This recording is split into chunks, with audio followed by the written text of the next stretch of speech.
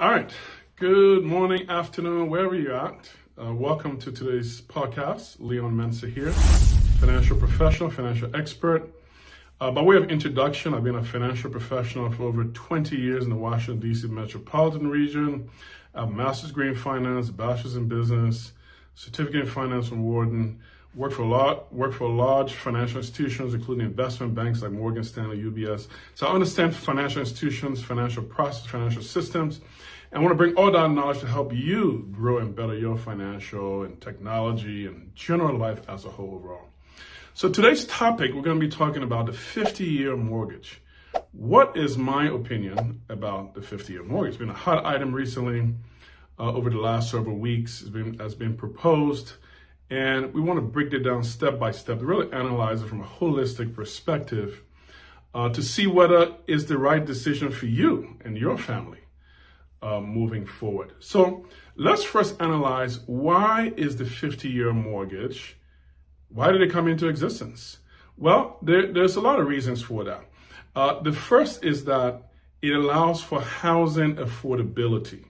So in other words, home prices are going up in value, quite high. And so having a 50-year mortgage allows you to extend the duration of the payments on the mortgage, thereby lowering the payments. So it allows for housing affordability, given the high price of homes that we're currently living in. In other words, additionally, I should say, we are in a high interest rate environment. Now, historically, this hasn't been the highest. Interest rate in this 70s and 80s were much higher, talking double digits.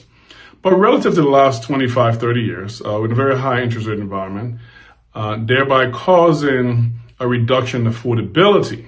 So essentially, by having a 50-year mortgage that allow more people to afford homes in a high interest rate environment, because you're extending the duration of the payment, thereby lowering the required monthly payment.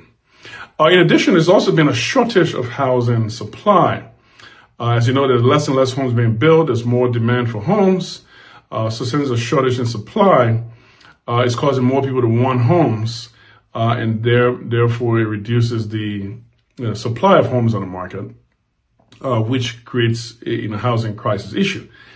And the last but not least, the policy owners, lenders, essentially coming together, leadership in the country to devise strategies in terms of how families can be able to afford housing on an ongoing basis for themselves and their families. So this condition sort of have brought about this issue of, why the 50-year mortgage has come about. Now, what is the meat and potato? What is the nuts and bolts of this mortgage? Well, there are a few things to remember.